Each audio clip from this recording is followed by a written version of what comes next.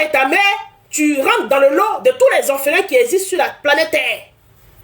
Point. Tu vas pas aller prendre papa et puis maman de quelqu'un pour en faire ta maman et puis ton papa. Est-ce que tu as compris?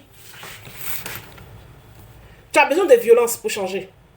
Parce que les témoins de Jéhovah là, ce pas des gens sérieux. Ils vont pas te dire la vérité. Ils sont sur le nuage, un petit nuage qui est pas là-bas. Ils sont pas sur la terre. Alors, on va à numéro 3. Beaucoup ne savent pas qu'un président est au service du peuple et que des appellations comme papa sont affectives, mais cela n'enlève en rien ses droits de devoir.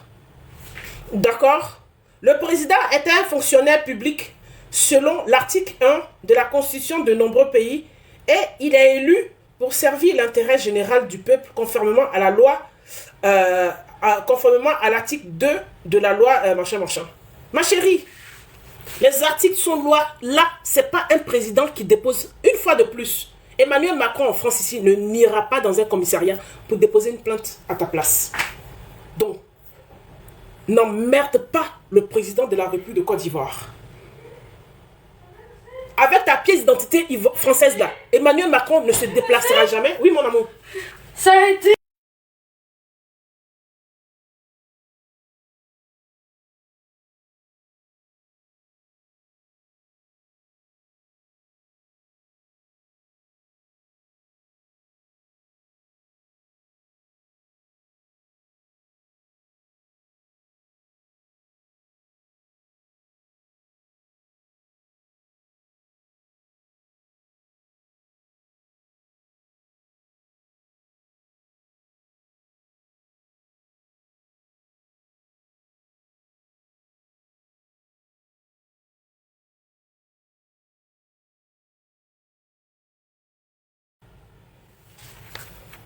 Désolé, hein.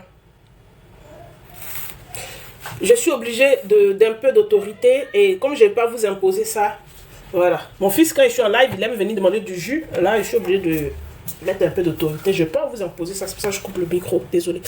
Donc, je reviens à un mouton.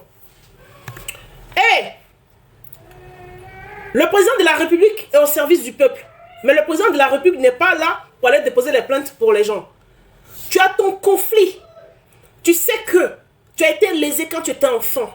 Tu sais que tu as subi des choses quand tu étais enfant. Ma chérie, tu déposes ta plainte en bon et due forme. Mais pour demander au président de la Côte d'Ivoire, parce que ça là, l'exercice que tu demandes au président de la Côte d'Ivoire, tu ne peux pas imposer ça au président français. Cassandra Samoa, tu ne peux pas imposer ça au président français. Si Alassane Ouattara a fait ça pour toi là, moi-même il est sorti, il a branché ma caméra, il y a le clasher. Si c'est pour être en exil, il est en exil. Il y a le clasher de la manière de clash là. Tu as compris? Ça là, Emmanuel Macron là, tu ne peux pas demander à Emmanuel Macron de faire la même chose. Que Emmanuel Macron reçoive ton courrier et puis il appelle la justice pour dire que j'ai ma fille qui m'a écrit, prenez son courrier et puis mettez automatiquement une plainte pour sa maman. Ma chérie, j'ai dit, tu as envie d'accuser de ce que tu veux contre ta maman là, tu déposes ta plainte. Tu dis que, même si tu veux, tu dis ta maman t'a mougou. Si tu veux, tu dis que ta maman a essayé de te dire. Tu montres les preuves de elle a essayé de te dire. Mais tu déposes une plainte d'abord.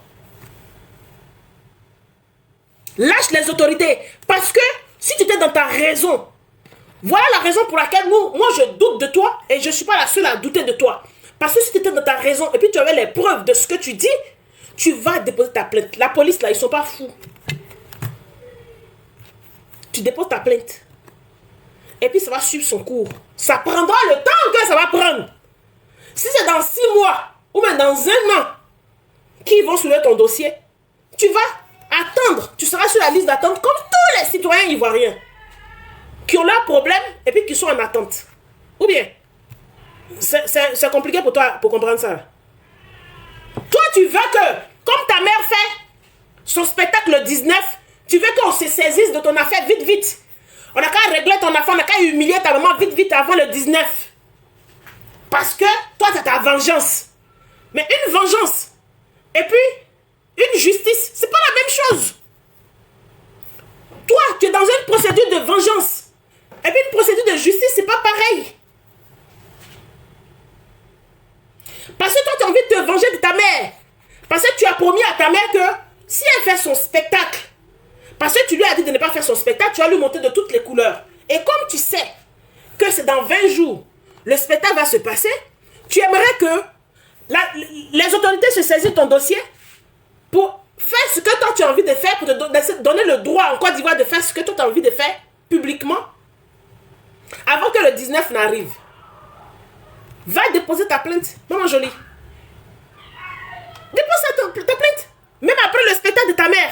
Si tu as envie de la foutre en prison à perpétuité, tu la fous en prison à perpétuité. Toi, tu crois que... Regarde très bien. Regarde ma page. Regarde mon nom. Quand tu seras en procès à ta mère là, moi, je ne vais pas faire vidéo. C'est ce que la justice va décider là. C'est ce qui sera appliqué là-bas. Je ne vais pas faire vidéo. Tout ce qu'elle te demande, dépose ta plainte. Et puis, tu attends. Tu déposes ta plainte et puis tu attends que la justice soit prête. Parce qu'il y a des dossiers qui sont en attente. Ils ont des piles de dossiers. Tu n'es pas prioritaire. Parce que tu ne te sens pas en danger. Tout simplement. Et tu connais la loi. Il n'y a pas de danger imminent. C'est quand il y a danger imminent sur un mineur qui vit avec ses parents, et puis on signale un danger imminent, on est obligé de se saisir du dossier tout de suite. C'est-à-dire, même s'il y avait des dossiers qui étaient en attente, on prend pourtant, on met en haut, parce qu'il y a un danger imminent. On dit l'enfant est dans la maison des parents, on dit les parents font ça, il faut qu'on règle le problème vite, vite. Mais toi, tu viens dire que c'est quelque chose que tu as subi il y a longtemps quand tu avais 4 ans, aujourd'hui tu as 32 ans. Mais pour régler ce problème-là, dépose ta plainte et puis ça va suivre son cours. Si c'est dans 2 semaines, dans 3 semaines, dans 1 mois, dans 4 mois, le procès va s'ouvrir, mais ça va s'ouvrir et puis ça va démarrer un jour. Pourquoi tu veux être au-dessus de tout le monde, comme si ton problème était imminent? Ton problème n'est pas imminent, il n'est pas urgent. Ta mère ne vit plus avec toi, ça fait des années. Tu as quitté la maison de ta mère, tu avais 23 ans. Tu as 32 ans aujourd'hui. Ça fait presque 10 ans que tu as quitté la maison de ta maman. Donc, tu n'es plus en danger. Elle ne vit plus avec toi. Ta mère dit que tu as quitté sa maison, tu avais 23 ans. Tu es indépendante depuis longtemps, presque 9 ans, 10 ans. Pourquoi tu as envie de faire de ton problème un problème urgent? Les autorités n'ont qu'à se pencher sur ton problème et puis le régler vite, vite. Tu veux que ce soit réglé dans 2-3 jours. Parce que pour que ça empêche ta mère de faire son spectacle. Pour que ça empêche ta mère de faire son spectacle. Maintenant, quand les gens viennent écrire que tu es jalouse de ta mère, tu fais capture de leurs commentaires, tu dis la PLCC n'a qu'à les mettre en prison. Qui t'a dit que PLCC là, c'est l'héritage de tes parents? Qui t'a dit que PLCC là, c'est l'héritage de tes parents? C'est même pas ton pays, tu n'es pas ivoirienne. Qui t'a dit que PLCC là, c'est l'héritage de tes parents? Qui t'a dit que PLCC là, c'est l'héritage de tes parents? Hein? De la manière quand tu demandais bonbons à tes parents et puis tu te donnes pas et puis tu te roules par terre là. Qui t'a dit que PLCC, si tu es là-bas là, on prend tout le monde et puis on les met en prison? Qui t'a dit ça? Qui t'a dit ça? Qui t'a dit ça? Tu vas subir pour la première fois dans ta vie, depuis que tu es né, Cassandra Samoa, pour la première fois dans ta vie, depuis que tu es né, tu as 32 ans aujourd'hui, la première fois on te dit non. C'est ton premier non insupportable que tu vas subir dans ta vie. C'est douloureux, hein, quand on dit non là. Nous là, on a grandi avec des noms, on a grandi avec des cocotas, on a grandi avec des punitions. Puis avant, on a grandi à ça. Nous là, on a récité une leçon, bois l'eau. On a grandi à ça. Mais ça ne fait pas de nous des enfants perturbés à l'âge adulte. On transmet la bonne éducation qu'on a reçue là à nos enfants. On a appris à dire non à nos enfants. Quand c'est excessif, quand c'est pas bon, on a appris à dire non à nos enfants aussi. De la manière où on nous a dit non. Non à un enfant, c'est important pour la survie de l'enfant lui-même. Non à un enfant, c'est important pour l'âge adulte de l'enfant, pour que l'enfant soit un adulte responsable et puis équilibré. Le non, quand l'enfant est petit là, c'est important. L'enfant ne peut pas demander tout ce qu'il veut et puis on lui donne tout ce qu'il dédie parce qu'on l'aime trop. Nos enfants sont jolis. On leur achète de beaux habits. On leur fait de jolies coiffures. On est fiers d'eux, on les prend en photo, on parle bien d'eux. Et puis on leur dit non quand même à certaines choses. Tu n'as jamais reçu de non dans ton éducation. C'est l'impression que j'ai. Mais c'est le premier non que tu reçois de ta mère. Et pour toi, c'est comme si tout le monde s'écroulait autour de toi. Parce que ta mère t'a dit non pour une fois dans sa vie. Maman! Oui, bon amour. N'arrive pas de griffer! Elle t'a griffé? Oui? Je viens. Maman? Oui. Je joue l'ordi? Oui, va jouer sur l'ordi. Je viens voir Eden, je vais lui demander des comptes. Pourquoi t'as griffé? Elle t'a griffé où ça? Là?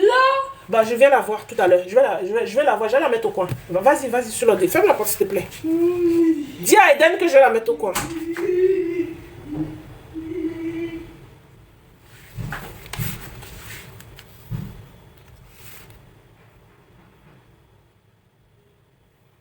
On y va, hein? Elle a écrit les articles comme si notre constitution, c'est-à-dire le président de la République.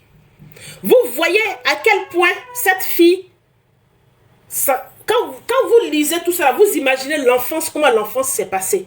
Comment ça a été un enfant gâté, un enfant roi à qui on disait oui à tout. Oui, oui, tu veux ça, oui, tu veux ça, oui. Donc, elle n'arrive pas à comprendre comment elle demande quelque chose et puis elle n'arrive pas à voir. Le fait qu'elle demande quelque chose et puis elle n'arrive pas à voir, c'est compliqué pour elle. Elle n'arrive pas à comprendre ça. Dans un contexte normal, d'une vie normale, les échecs et puis des noms, il y en a partout. Ça survient partout, en tout moment. Depuis on était petit, juste on est devenu grand. Donc, en gros, elle accuse l'État. Parce qu'elle sollicite l'État, elle aimerait qu'il y ait un procès public que l'État organise, sans déposer plainte contre sa mère, hein, que l'État organise un procès public imminent contre sa mère avant que sa mère ne fasse son spectacle le 19 avril. Et l'État ne réagit pas depuis. Donc elle ne comprend pas, elle vient critiquer l'État. C'est-à-dire même État là, les mêmes ministres qui lui ont donné son poste, et puis elle est sur la chaîne nationale, elle travaille là. C'est-à-dire elle vient empiéter elle-même son propre travail. C'est-à-dire, elle ne peut pas imaginer, elle qui est française, qui est née en France, qui a évolué en France. Des jeunes Ivoiriens qui sont nés en Côte d'Ivoire, qui ont fait les études en Côte d'Ivoire, et puis qui ont leur diplôme en Côte d'Ivoire. C'est-à-dire des postes qu'eux, ils attendent depuis. Et puis elle est venue par bras longs, parce qu'elle a été pistonnée par sa mère, elle a eu. Et puis d'autres sont restés là.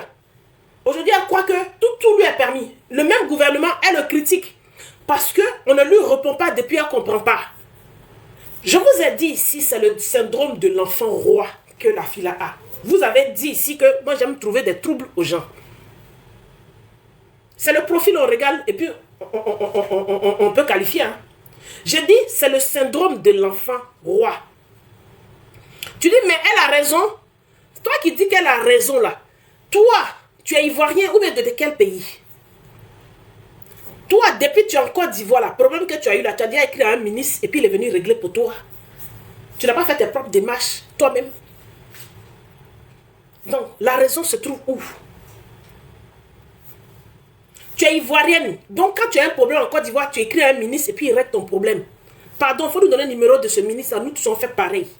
Parce que nous tous là, nos parents là, on fait la queue. Et puis chacun attend son tour. D'accord?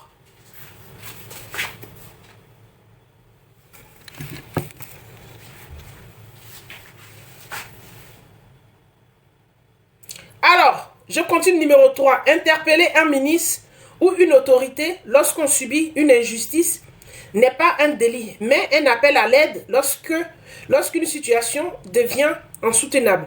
L'article 21 de Marchand-Marchand garantit le droit de participer au gouvernement de son pays directement ou par intermédiaire de représentants librement choisis.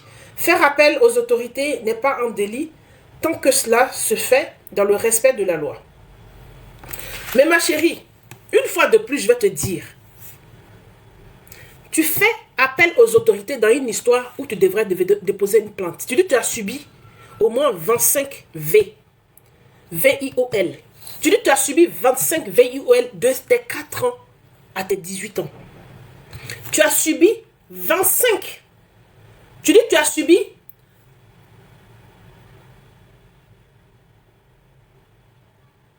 Tu dis que tu as subi 25 Tu as subi 25 VIOL de tes 4 ans, dans ta minorité, hein, de tes 4 ans à tes 18 ans. Et ta mère était au courant de ces 25 VIOL. Donc, dans les 25 VIOL, moi je vais ajouter 26. Je vais ajouter ta mère dessus. Elle en fait partie, donc ça fait 26 personnes. Mais ma chérie, tu vas déposer ta plainte. Au fait, ce que tu écris sur ta page, c'est ce qui nous intéresse. Parce que nous sommes des femmes et nous sommes des mères. Nous sommes des femmes, je répète, et nous sommes des mères. Ce qui nous intéresse là, c'est les 25 VIOL que tu aurais subi pendant que tu étais enfant. Pendant que tu ne peux pas donner ton consentement. Ces hommes crapuleux là, qui t'ont fait du mal là, voilà ce qui nous intéresse. Nous, on aimerait que tu déposes une plainte en bonne et due forme. Et en plus, tu dis que tu as un service de communication juridique. Écris un beau test, une bonne plainte. Dépose-la. Et puis, ils vont programmer un procès selon l'emploi du temps du procureur. Parce que ça va se passer au pénal. Selon l'emploi du temps du procureur de la Côte d'Ivoire, ils vont programmer un bon procès. Ce procès sera public. Et puis, quelques personnes qui ont le temps vont aller assister à ça, vont prendre des photos et puis des vidéos. Vont faire des vidéos. C'est ce qu'on veut. Les 25 personnes, 26 personnes, puisque tu mets ta mère dedans. Moi, je ne suis pas en train de dire que ta mère n'a pas participé à ton VIOL. Hein. Je ne suis pas en train de dire ça. Si tu dis ta mère était là, elle a attrapé tes pieds, c'est toi seul qui as vécu. Je n'étais pas là, donc je ne peux pas discuter avec toi. Je ne peux pas discuter avec toi. Si tu t'es souvenu de 25 personnes, c'est que tu te souviens de leur nom. Même si tu as oublié leur nom même, tu t'es rappelé de 10 noms. C'est suffisant pour nous. Nous les mères, nous les femmes, nous les féministes. C'est suffisant pour nous. Parce que face aux hommes, nous les féministes, tu ne peux pas nous discréditer. On ne peut pas se lever et puis te soutenir. Et puis, on ne voit rien. On ne peut pas déposer une plainte à ta place. Pourquoi? Parce que tu as 32 ans. Tu n'as pas moins de 18 ans. Si tu avais moins de 18 ans, il y a une ONG qui allait se saisir de cette affaire, qui allait déposer une plainte à ta place. Même pas une... Le procureur avait le droit de déposer la plainte à ta place. Convoquer ces personnes-là. Demander les noms. Mais tu as 32 bâtons, ma chérie. Tu as 32 bâtons dans les côtes. Tu as 32 bâtons dans les côtes. Et tu dis que tu te souviens de 25 personnes. On veut que tu déposes plainte contre au moins 10 personnes. 5 personnes même. Le nom de ta mère, tu connais déjà. Mais rajoute au moins 5, 6, 7 personnes. Le reste là, dans le procès là, les autres vont dire le nom des autres. Parce que finalement, on a l'impression que c'est une association, c'est un regroupement, c'est un clan ou un club. Donc chacun va se souvenir du nom de chacun.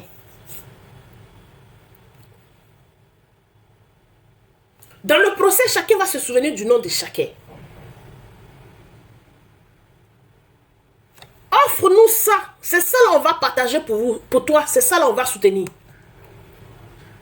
Mais tu ne peux pas venir nous présenter un tableau aussi sombre sur les réseaux sociaux. Nous inviter sur ta page. Nous présenter un tableau aussi sombre. Et puis tu vas finalement finir par écrire que non, je pardonne à ceux qui m'ont VIOL. Je pardonne à toutes les 25 personnes qui m'ont VIOL. Je vais poursuivre seulement que ma mère. Non, ça ne se passe pas comme ça. Même en France, ça ne se passe pas comme ça. La vieille dame que son mari lui donnait poupou-napou. La vieille dame que son mari lui donnait poupou-napou. Et puis elle était un peu dans les vapes. Et puis il invitait ses amis là. Ce n'est pas son mari seul qui a été jugé.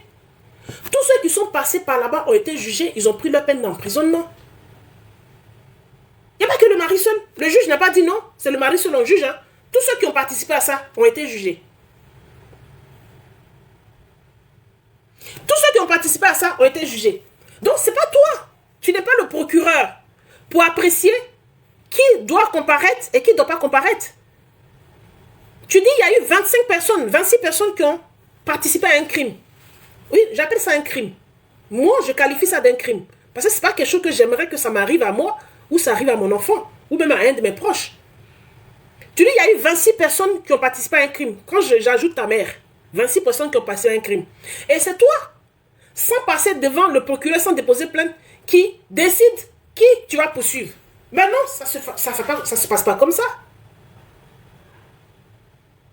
Et non seulement tu décides qui tu vas poursuivre, non seulement tu décides qui tu vas poursuivre, même la personne que tu veux poursuivre, tu ne déposes pas plainte contre elle.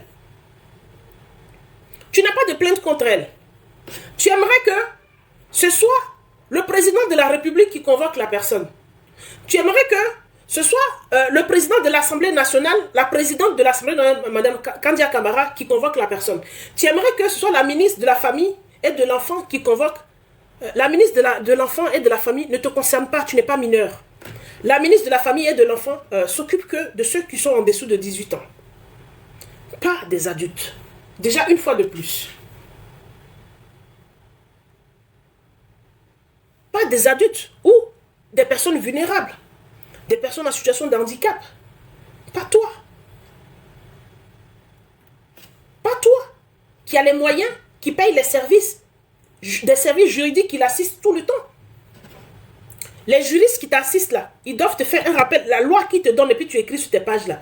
Cette loi-là, ils doivent te dire, la première des choses qu'ils doivent te dire, va déposer une plainte. Pourquoi les juges, tes juristes ne te disent pas d'aller déposer une plainte et puis te donnent les lois? Parce qu'eux, ils connaissent les lois, ils ont étudié les lois. Ils te donnent les lois et puis tu les écris sur ta page et puis ils ne te disent pas d'aller déposer une plainte. C'est par là qu'on commence. Voilà ce qu'on te demande. Pose ta plainte et puis ça va suivre son cours.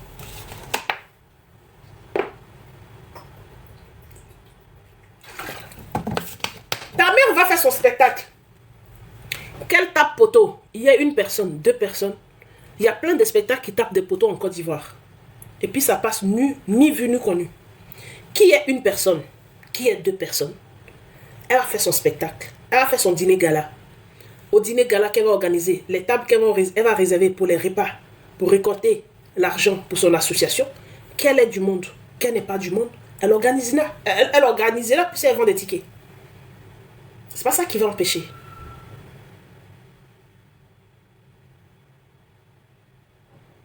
L'État ivoirien n'est pas là pour que tu viennes faire ton bébé gâté dessus. Tu n'es pas le bébé national de la Côte d'Ivoire. Il n'existe pas de bébé national en Côte d'Ivoire. Chaque Ivoirien est le bébé de la Côte d'Ivoire. Il n'existe pas un bébé ivoirien privilégié que les autres. Ça n'existe pas. Et tu vas te mettre ce que tu écris là. Tu critiques l'État pour dire voilà la loi dit ça, toi tu leur as écrit. Mais pourtant tu as écrit à la France. Mais tu connais, c'est toi qui es venu donner la réponse de la France. D'après toi tu as écrit à la France, mais tu es venu donner la réponse du consul. Le consul t'a dit que le problème que tu évoques s'est passé sur le territoire ivoirien, donc il faut régler ça en Côte d'Ivoire. Qu'eux ils n'ont rien à foutre avec ça.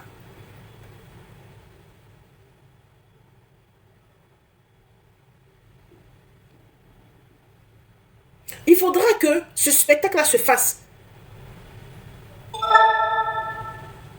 Pourquoi je te dis ça? Parce que ça va être le départ de ta guérison. Le spectacle de Doti Z va être le commencement de ta guérison. Contrairement à tes followers qui te soutiennent, qui veulent que Doti Z arrête son spectacle parce que tu es en train de faire bébé gâté, dans lequel te fait un gros câlin. Non, non, non, non, non, non. Pas quand un enfant qui est impoli, mal élevé, qui insulte sa maman, on ne lui fait pas câlin. C'est interdit dans l'éducation. Un enfant impoli, mal élevé, les parents n'ont pas le droit de leur faire un câlin. Aucune attitude positive face à un mauvais comportement.